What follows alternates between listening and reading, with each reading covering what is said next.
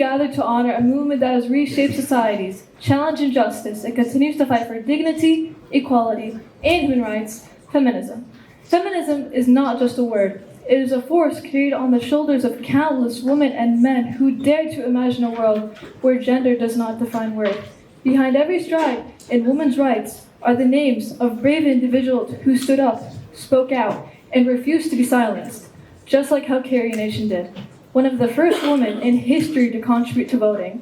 In 1920, Carrie Nation was the first woman to start the alcohol prohibition in the USA that lasted for 13 years during the Great Depression era.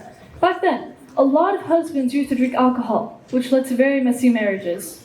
Carrie Nation had had enough of it. Her first husband was an alcoholic, which caused her immense pain and suffering.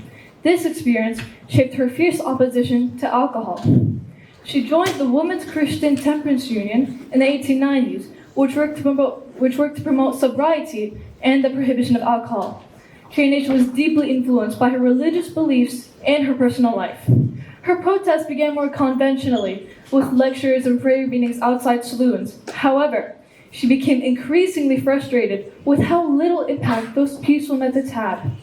On June 6, in Kiowa, Kansas, Carrie Nation walked into a saloon and began smashing it with rocks and bricks, declaring she was acting on God's will. From then on, she began the protest, gathering more civilians to her side and creating a whole raid. Soon after, she began carrying a small hatchet instead of stones. And from then on, she began the protest. Although that didn't mean everyone was on her side, some thought of her as a hero, some thought of her as insane or uncharacteristic. She was arrested for about 30 times, and every single time she was let out, since she was a sweet old lady that shouldn't be trapped in a cold, rusty cell. While Carrie Nation fought against alcohol in America, driven by her religious convictions and desire to protect families, another voice was rising halfway across the world, one that championed women's education and equality in South Asia. Rokeya Sakhawat Hossain, a Bengali writer and educator, challenged cultural and religious barriers to advocate for the upliftment of Muslim women through knowledge and empowerment.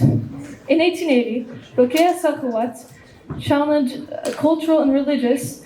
She lived in a society where women couldn't go to school or achieve the same amount of education as men did. Muslim girls were expected to remain veiled, silent, and obedient. They were not allowed to learn to read and write in English or Bengali. In 1911, after her husband's death, Rokeya used up her savings to open the Sakhawat Memorial Girls' School. It started with just 5 students, but she continued anyway.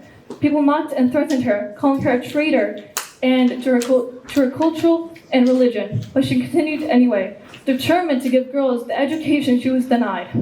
Her school grew, gained support, and still exists to this day. One of her most popular motto is, educate a man and you educate one person. Educate a woman and you educate a nation. Carrie Nation broke bottles. Rokeya Sakhawat broke the silence. 2 women, 2 continents, one unstoppable force. The belief that things must change. But now I ask you, what are you willing to break? Will you break the silence when someone is mistreated, even when it's uncomfortable? Will you break from that idea that feminism is a battle that's already been won? Carrie Nation was called crazy, but Rokeya Sakhawat was called a traitor. But change has never come from people who simply fit in. So today, ask yourself, in a world that still needs voices like theirs, will your silence protect you, or will your voice protect others? The movement isn't in the past, it's in this room. It's in your hands now. Thank you.